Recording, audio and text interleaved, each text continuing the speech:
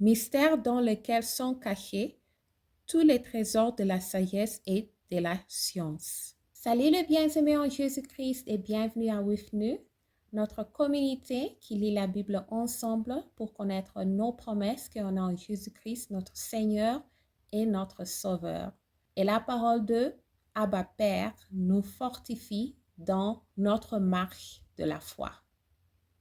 On continue avec chapitre 2 de Colossiens. Je veux en effet que vous sachiez combien est grand le combat que je soutiens pour vous et pour ceux qui sont à Laodicée et pour tous ceux qui n'ont pas vu mon visage en la chair, afin qu'il y ait le cœur rempli de consolation, qu'ils soient unis dans la charité et enrichis d'une pleine intelligence pour connaître le mystère de Dieu, savoir Christ, mystère dans lequel sont cachés tous les trésors de la sagesse et de la science. Amen. Avertissement contre les faux doctrines. J'ai dit cela afin que personne ne vous trompe par des discours séduisants. Car si je suis absent de corps, je suis avec vous en esprit. Voyant avec joie le bon ordre qui règne parmi vous et la fermeté de votre foi en Christ.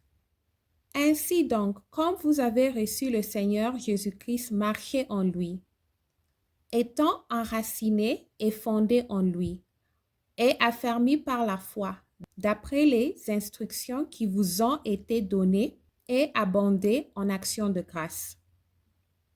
Prenez garde que personne ne fasse de vous sa proie par la philosophie et par une vaine tromperie, s'appuyant sur la tradition des hommes, sur les rudiments du monde et non sur Christ. Car en lui habite corporellement toute la plénitude de la divinité. Amen. Vous avez tout pleinement en lui, qui est le chef de toute domination et de toute autorité. Amen. Et c'est en lui que vous avez été circoncis d'une circoncision que la main n'a pas fait, mais de la circoncision de Christ qui consiste de le déploiement du corps de la chair.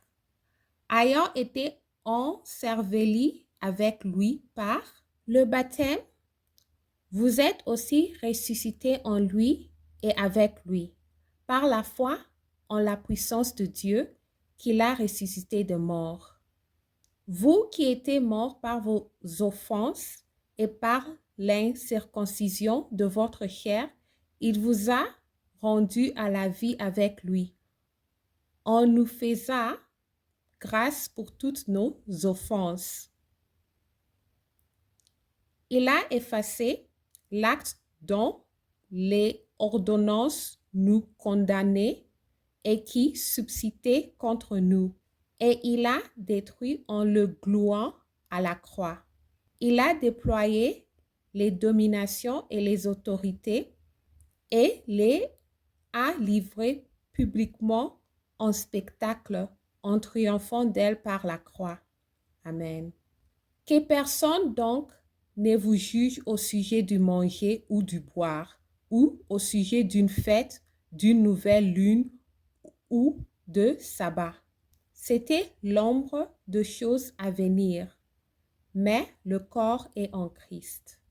Qu'aucun homme sous une apparence d'humilité et par un culte des anges ne vous ravise à son gré le prix de la course, tandis qu'il s'abandonne à ses visions et qu'il est enflé d'un vain orgueil par ses pensées charnelles, sans s'attacher au chef dont tout le corps assisté est solidement assemblé par des jointures et des liens tire l'accroissement que Dieu donne.